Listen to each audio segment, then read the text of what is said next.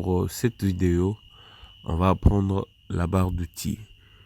On ne va pas encore utiliser les outils qui se trouvent dans la barre d'outils, mais on va juste prendre un peu connaissance de ce que ça représente, tout, ce qui va nous faire plonger dans le bain de la prochaine vidéo où on va utiliser proprement dit la barre d'outils ou les outils qui s'y trouvent. On vient sur Photoshop avec notre document qui a été ouvert de 3000 sur 3000 en mode colorimétrique RVB. La barre d'outils, c'est juste ça. C'est juste cette barre ici. Si tu cliques 2 fois dessus ici, ça change la disposition, mais les outils ne changent pas. Moi, on le fait comme ça, généralement pour que tu puisses avoir tous les outils compressés ici à la même place. Voilà. Bon, pour la barre d'outils, on a cet outil ici. On appelle ça l'outil de sélection. L'outil de sélection et son raccourci, c'est le V. Donc normalement, on doit connaître les raccourcis pour qu'on soit un peu plus vite quand on crée un fichier ou tout. Voilà, il faut qu'on sache un peu les raccourcis possibles. Sur la version un peu plus avancée des Photoshop, on a des petites vidéos ou des petites illustrations qui nous montrent un peu comment est-ce qu'on peut utiliser le truc et tout. Je vous conseillerais d'ailleurs de vous exercer là-dessus pour maîtriser encore et encore les raccourcis et les utilisations possibles de ces outils. On a ici outil de déplacement, on appelle ça comme ça, outil de déplacement parce que ça sert à déplacer des sélections ou des calques. Ici à côté, on a l'outil de sélection. L'outil de sélection rectangle.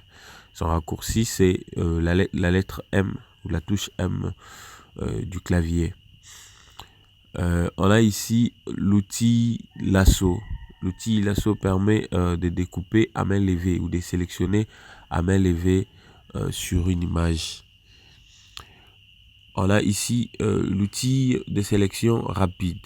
C'est un peu comme une baguette magique, mais on peut faire le plus, on peut faire également le moins. Je vais vous montrer son utilisation dans la prochaine vidéo, donc ne soyez pas pressés. Ici, on a l'outil recadrage. Dans l'outil recadrage, on peut rogner le bord d'une image, comme vous pouvez le voir là-dessus. On a l'outil pipette. Dans l'outil pipette, ça permet à ce qu'on puisse prélever des couleurs depuis une image. On prend les couleurs d'une autre image, on l'applique sur une autre image et puis voilà, on va voir son utilisation au mieux dans la vidéo qui suivra. On a l'outil correcteur localisé. Son raccourci c'est le J. On a l'outil pinceau, ce que moi j'avais utilisé dans la vidéo précédente. On a l'outil pinceau, son raccourci c'est le B. C'est la touche B du clavier. On a l'outil tampon de duplication. Son raccourci c'est les S ou la touche S du clavier. On a l'outil forme historique. On a l'outil gomme. On a l'outil pot de peintre. Pot de peintre, la touche G du clavier et son raccourci.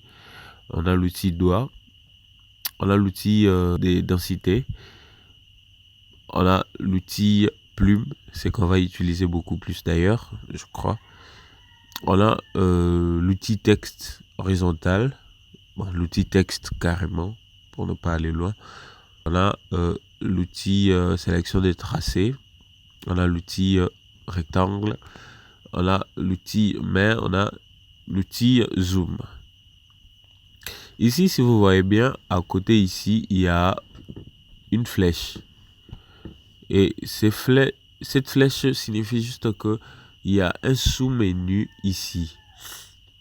Pour y parvenir, on peut faire un clic droite, ou soit on peut rester comme ça, on peut appuyer sur l'outil au bout de 3 secondes, ou 2 d'ailleurs. Au bout de 2 secondes, ça va faire apparaître le sous-menu ou l'autre outil qui s'y cache, qui est similaire, donc qui est de la même famille. Ici par exemple, j'ai l'outil de sélection rectangle, mais si je clique ici, ça me permet de voir l'outil Eclipse de sélection, outil rectangle de sélection, une rangée, ou plutôt l'outil rectangle de sélection, une colonne. Voilà un peu ce que ça peut me donner là-dessus. Si j'appuie ici, j'ai l'outil de sélection rapide, j'ai également l'outil baguette magique. Ici également, si j'y viens, j'aurai l'outil lasso et l'outil lasso polygonal, l'outil lasso magnétique également. Donc c'est un peu comme ça. Partout il y a cette petite flèche. Ici j'ai l'outil pot de peintre, mais ici en haut, au-dessus, j'ai l'outil dégradé. Voilà un peu comment est-ce que on peut trouver d'autres fonctionnalités à partir du fonctionnalité initiale qu'on avait, bien que ça garde le même raccourci. Par exemple, si tu étais sur le texte horizontal, j'essaye de mettre la couleur bonne.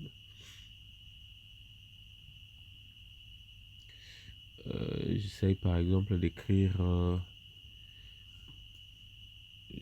ne prêtez pas attention à ça, on va prendre ça un peu plus tard. Voilà, je disais, j'essaye par exemple d'écrire BM Pro.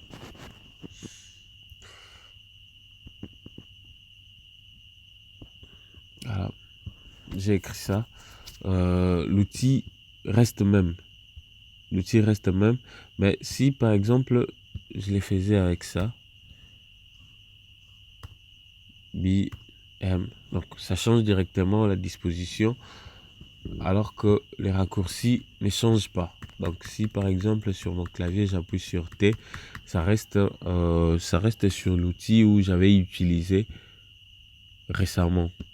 Avec plus d'exercices, en tout cas avant d'aller sur l'autre vidéo, moi je vous conseillerais de vous exercer ici pour maîtriser un peu le raccourci, pour que ça ne puisse pas nous sembler un peu difficile et tout.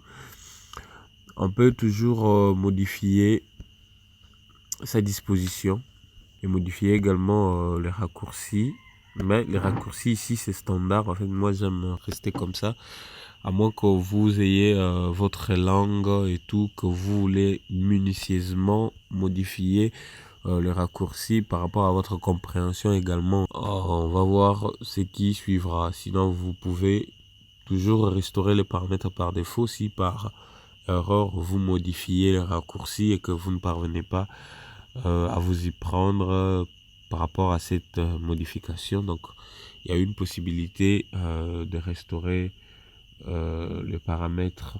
Voilà.